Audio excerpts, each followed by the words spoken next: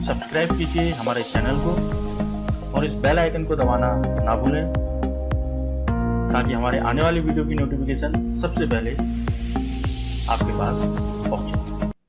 सभी को नमस्कार। तो हम बात कर रहे थे, जो हमने अपना पिछला वीडियो बनाया था रोमन 3 महाद्वीपों में फैला साम्राज्य को लेकर बनाया था। रोमन साम्राज्य की हम बात कर रहे थे अपने इस वीडियो में। तो वहाँ पर हमने आपको बताया कि रोमन साम्राज्य जो स्थापित था, किन किन महाद्वीपों पर रोमन साम्राज्य स्थापित था। तो उसी से आगे का ये वीडियो है। तो जो ये वीडियो होने वाला है ज़्यादा लंबा आपके लिए हम बनाएंगे नहीं, क्योंकि जो साम्राज्य का आरंभिक काल है इसको अगर मैं आपको बताने लगूँ तो करीब 1 घंटा मुझे लग जाएगा। इसलिए मैंने ये वीडियो थोड़ा छोटा बना रखा है आप लोगों के लिए। तो ज़्यादा बातें नहीं करते हैं और शुरू करते हैं अपना वीडियो कि साम्राज्य का जो आरंभिक काल था वो उस काल में क्या हुआ। तो हम बात कर रहे थे रोमन साम्राज्य की, रोमन साम्राज्य का आरंभिक काल। तो रोमन जो साम्राज्य था, जो यहाँ की शासन व्यवस्था और जो राजा बनता था उस समय यहाँ था गणतंत्र। गणतंत्र में भी पूर्ण रूप से सीनेट का उस समय एकाधिकार था।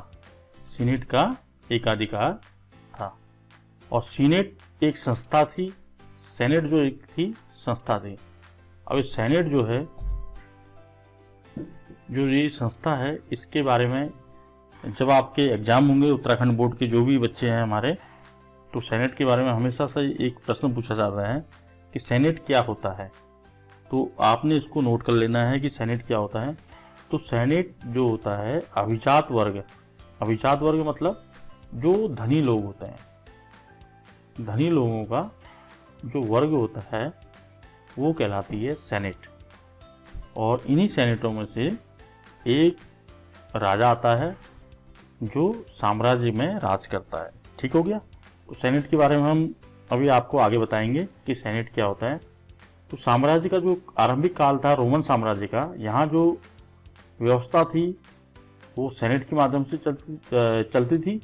दूसरा, रोमन साम्राज्य 2 कालों में विभाजित है, एक पूर्ववर्ती काल, एक होता है परवर्ती काल। पूर्ववर्ती काल मतलब 3री सदी का संपूर्ण भाग।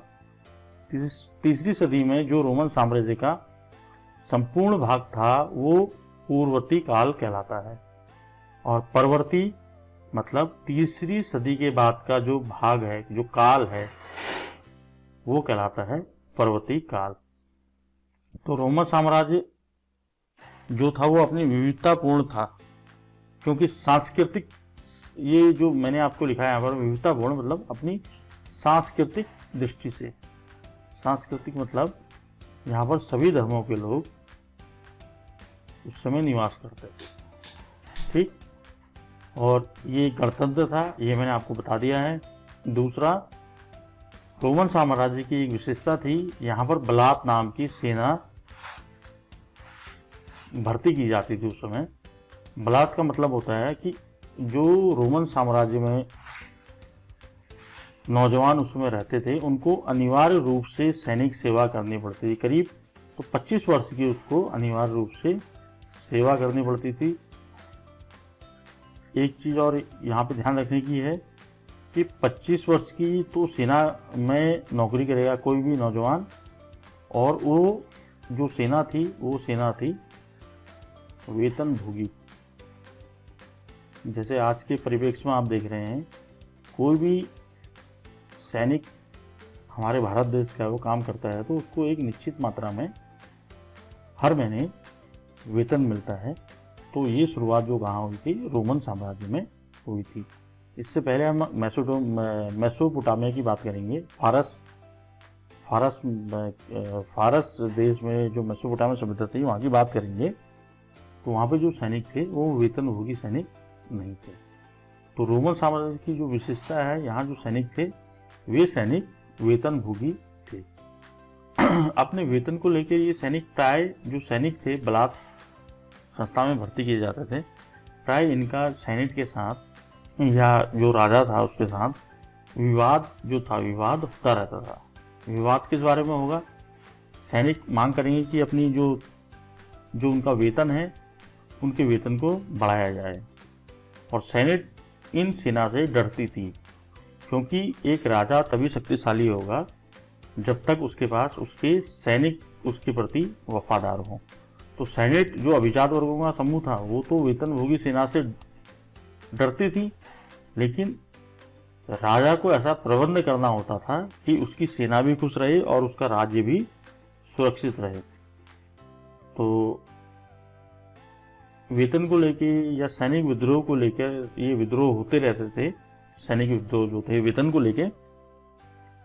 लेकिन फिर भी देखने में आया है या किताबों में लिखा है कि जो रोमन साम्राज्य है, इसमें केवल एक बार ही ऐसा इस तरीके का सैनिक विद्रोह हुआ था, जिसको हम आगे अपने सिलेबस में पढ़ेंगे, जो हमारी किताब में उसको हम पढ़ेंगे। तो ये तो थी कॉमन बातें कि साम्राज्य का आरंभिक काल।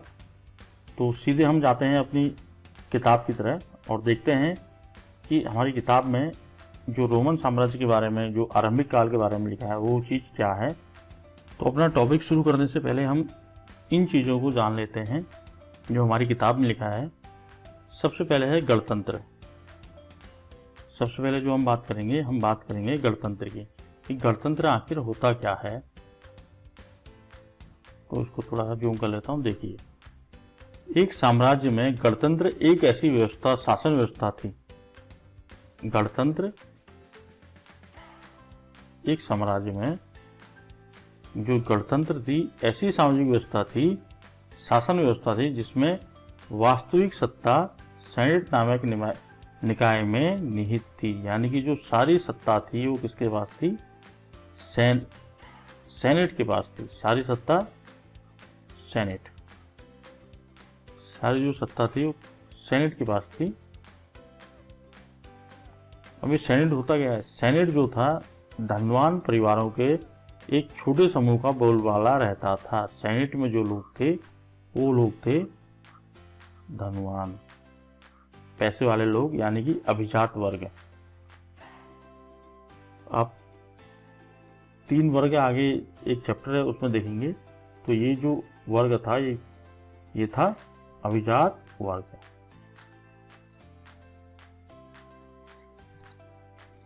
उसके आगे है कि जो गणतंत्र, व्यवहारिक तौर पर जो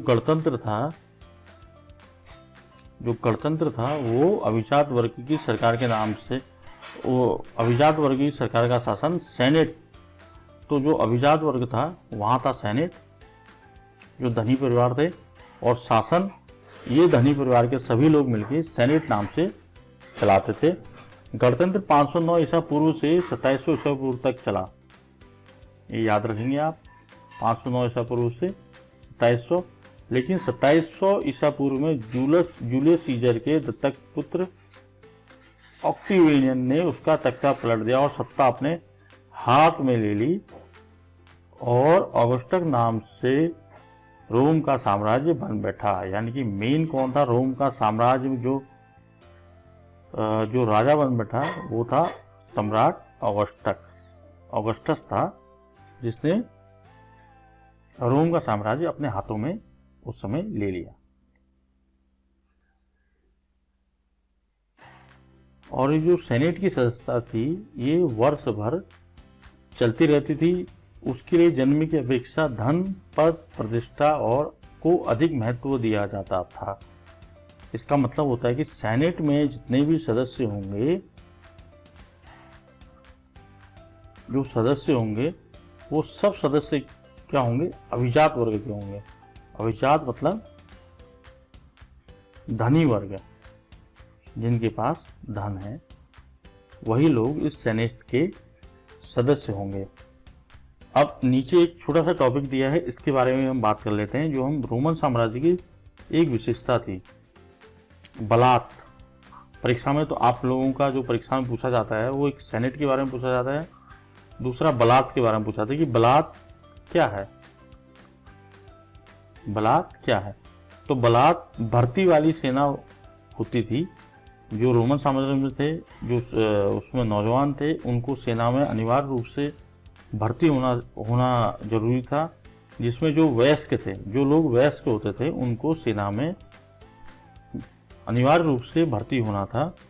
इनके समूह को, जो वयस्क पुरुष को अनिवार्य रूप से सैनिक सेवा करनी पड़ती थी और इनकी न्यूनतम जो सेवा थी, जो बलात् सेना की थी, वो 25 वर्ष थी।